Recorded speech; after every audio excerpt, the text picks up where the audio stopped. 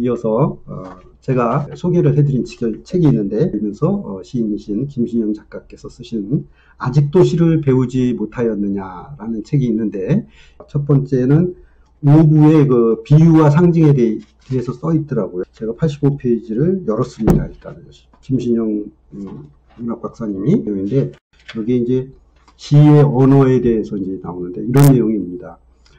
리베카 솔릿이라는 분이 얘기를 했는데, 글쓰기는 누구에게도 할 수 없는 말을 아무에게도 하지 않으면서 동시에 모두에게 하는 행위다. 좀 함의가 깊죠? 그러니까 이런 얘기인 것 같아요. 누구에게나 이렇게 할 수 있는 말을 글로 쓰진 않죠. 누구에게나 하려면 다 말을 하겠죠. 근데 뭔가 누군가에게 전하고 싶은 내용이 있을 때 글을 쓰게 되지 않습니까? 그거는 불특정 다수이지만 독자층이라는 게 있겠죠. 그런데 아무에게도 하지 않으면서, 그러니까 누군가의 일을 시시콜콜이 말로 다 할 수는 없어요. 그래서 뭔가 글을 써서 그에게 전달한다는 거죠. 우리가 말을 전달받을 때와 글로 전달받을 때 다르죠.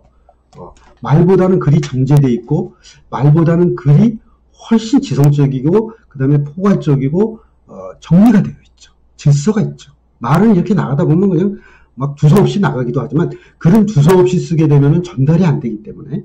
근데 이 말을 이제 리베카 솔릿이라는 분이 했는데, 한번 제가 읽어드렸고요. 의미가 있어서. 그 다음에 시의 언어 이렇게 돼 있는데, 유치한 선생님이 이제 생명의 서라는 그 시를 여기에 이제 예를 들어놨어요. 그러면서 뭐라고 이렇게 설명을 붙여놨냐면, 문학성과 문학적 성취는 비유와 상징과 함축적 언어를 살려 쓸수록 높아진다. 이런 거. 그 다음에 시인의 분류가 있는데, 이 내용이 참 재밌어요. 시인은 어떤 종류가 있냐. 아리스토텔레스가 시학을 쓰지 않았습니까? 그런데 아리스토텔레스는 시학에서 이런 얘기를 했답니다. 시인에는 어떤 시인이 있냐. 첫 번째는 저열한 예술가가 하나 있고, 두 번째는 서사 시인이 있고, 그 당시에는 서사하는 시인이 많았겠죠. 저열한 예술가라는 건 좀 글쎄 모르겠어요. 이거는, 조금 가치가 떨어진다. 이렇게 봐야 되나요? 이렇게 이제 나누기도 하고. 또 이외에도 풍자시, 그 다음에 서사시, 찬양시, 이렇게 나눌 수도 있다 이겁니다. 우리가 이제, 일제시대도 겪고, 그 다음에 이제 군부 정치를 겪었지 않았습니까? 그러다 보니까, 풍자시가 많이 유행을 했죠. 대표적인 게 김지아 시인의 오적이라는 거 있지 않습니까? 그 군부 정치를 비틀어서 이렇게 썼던 그런 것도 있고. 그 다음에 이제 그 서사시는 전봉주, 녹두장군 이런 서사시가 있죠. 그런데 여기서 재밌는 찬양시가 또 문제가 많이 됐어요. 최근에, 언론이나 방송에서 보면은, 50 때 찬양했다는 거, 이런 게 막 나오는 거예요. 찬양 시도 있을 수 있겠고, 찬양하는 그 논소를 했을 수도 있는 거예요. 그것이 또 문제가 된다는데, 저는 개인적으로 그렇습니다. 그렇게 찬양하고 그랬을 때, 우리가 일제시대의 경우에는 그거는 용서의 가치가 없었죠.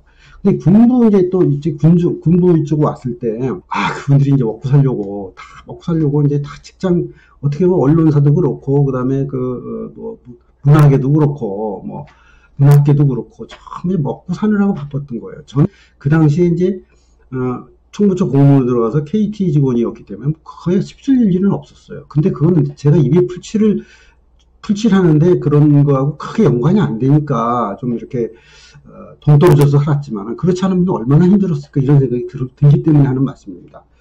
그 다음에 이제, 그 다음에 독자를 또 분류한다고. 독자에는 이제 이렇게 일반 독자, 고급 독자, 전문가 독자가 이렇게 있다는 겁니다. 독자에도 여러 가지가 있구나. 난 이런 생각을 했어요. 저는 늘 일반이라고 생각하니까. 그래서, 이런 얘기예요. 고급 독자는 독서를 적극적으로 할 뿐만이 아니라 그에 따른 토론이나 강좌 등을 활용하면서 자신도 글을 쓰기도 하는 독자다.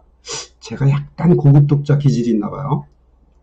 약간은. 저도 이제 그런 거에 관심이 있고, 토론, 강좌 열심히 듣기도 하고, 꼭 문학이 아니더라도. 그러면서 이제 제가 글도 쓰니까, 포엠 에세이라는 글을 써서 여기 낭독까지 하니까 거기에 해당될 것 같아요. 그런데 이제 전문가 독자. 전문가 독자는, 도서에 대한 비평과 평론과 평가까지 겸비한대요. 근데 저도 이 책에 대한 평론과 비평과 평가까지 하죠. 물론 그러나 전문적으로 그런 거 들어가서 이렇게 막 완전히 분석해서 하지는 않죠. 그거 하시는 분들은 비평가 그룹이 따로 있습니다. 그렇죠? 그렇게 인정을 해야 되겠죠. 서구에서는 아마 그 문학적 훈련을 계속 해왔기 때문에 독서를 통한 이제 토론 문화가 많이 발달되어 있는데, 우리의 난맥상, 어려움, 오늘날 교육상의 인성교육이라든가 이런 거에 문제가 될 때 글도 잘 못 쓰고, 뭐, 너무 객관식으로 하는 문제가 뭐냐면은 입시 위주의 교육이었던 겁니다. 그래서 제가 이제, 그리고 제 연배에 우리 친구들도 그렇고, 우리 후배들의 많은 사람들이 어떤 경우냐면, 입시로 해서 공부를 했기 때문에 특별하게 책을 읽을 일이 없었어요. 그 교과서와 교과서에서 제시하는 시험에 나오는 책들을 좀 이렇게 일부 보고 과외 공부할 때 보고 했었거든요. 그러다 보니까 나이를 먹고 또 시대가 이렇게 변화하는 과정에서 상당히 어려움을 느껴요. 왜냐하면 이 책이라는 게 소설도 있고 시도 있고 무슨 뭐 탐정 소설도 있고 여러 가지가 있지 않습니까? 또 뭐 지식에 대한 것도 많죠, 종류. 근데 그런 거를 어릴 때부터 무슨 시험에 관계없이 조금씩 오랜 동안 끊이지 않고 지속적으로 읽은 경우에 소설 하나만 해도 여러 사람의 인생의 삶을 제가 배우는 거거든요. 우리들이 그런 것 때문에 독서를 하자는 거 아니겠습니까? 또는 독서를 통해서 아주 먼 곳을 가보기도 하지 않습니까? 근데 그런 걸 해오지 않은 사람들이 지식 기반 사회에서 또는 뭐 초연결 사회에서 굉장히 적응하기 어려워하는 거예요. 그걸 산업 사회에 공부하는 방식을 따랐기 때문에 지금 이 초연결 시대에 잘 안 되는 거예요. 디지털 시대에 접근이 잘 안 되고 디지털 디바이드 현상이 일어나는 거라고 저는 생각을 합니다. 압축 기제는 그러니까 은유라는 것이 어떤 언어나 문장을 압축해서 표현하는 거 아니겠습니까? 어떤 내용을. 그러면 이제 그 압축 기제는 시의 수준을 높여준다고 이렇게 높이 평가를 하는 거예요. 우리는 이제 상징을 많이 하는데, 원형적인 거에 대해서 상징을 한다고, 뭐, 예를 들어서 불이 있고, 그럼 산이라는 건 뭡니까? 이렇게 막, 우리가 이제 상형 문자도 그렇지, 산이 이렇게 굴곡이 있고, 또 뾰족하게 있기도 하고, 뾰족하기도 하고, 뾰족한 성격, 이럴 수도 있고, 짱한 성격, 그 산을 비유한다는 겁니다. 풍류화산해라는 그 손자병법에 그것도 그런데, 산은, 그걸 움직이지 않고 짱하다, 이거예요. 쭉 있다가 갑자기 불같이 여러 가지 적을 덮친다. 뭐 이게 풍림화산이거든요. 그 다음에 개인적 상징이 있는데 이건 참 의미가 있습니다. 윤동주의 십자가가 있어요. 그래서 윤동주 선생은 우리가 윤동주 뭐 서시라든가 별을 해는 밤이라든가 이런 걸 보면은 그것이 민족에 대한 희생적 자세가 윤동주의 시에 아주 가득히 스며들어 있다는 겁니다. 그래서 윤동주라는 사람의 작가 윤동주 선생의 이름을 떠올려도 이미 거기서부터 민족애라든가 일제치하에서의 저항 정신과 그 다음에 그 압박이라든가 그런 것이 이미 떠오른다 이거죠. 그래서 상징이라는 것이죠.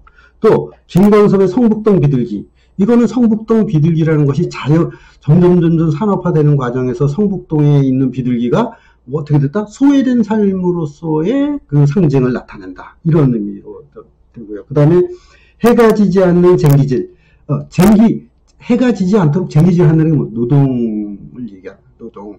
우리들이, 많은 사람들이 사실 노동을 해서, 벌어먹고 왔지 않습니까? 이 시대를. 그래서 그것이 노동 집약적인 거에서 점점 직업이 다시 또 발전하고 세분화되고 산업혁명을 거쳐서 또 컴퓨터가 들어오고 지금 또 이제 이르러서는 인공지능이 들어오고 그럼에도 불구하고 인간의 노동은 끊이질 않죠. 정신노동을 하든 육라든 노동은 계속되고 있다는 겁니다. 그래서 오늘 아직도 시를 배우지 못했느냐 여기의 내용 중에서 이렇게 심상과 비유 이 부분을 제가 이렇게 읽어드리면서 해석을 해줬고요. 앞으로도 이거는 계속 되겠죠. 그러면 책 한 권 띄는 게 되겠고 저는 이렇게 이 방송을 계속 하려고 합니다. 그래서 독자층이 좀 넓어졌으면 좋겠고요. 뭐 50대 말고도 많이 봐주세요. 그렇지 않습니까? 구독 눌러주시고 조회해주세요. 여러분들이 저의 우군이자 저의 친구입니다. 감사합니다. 방송을 마치겠습니다.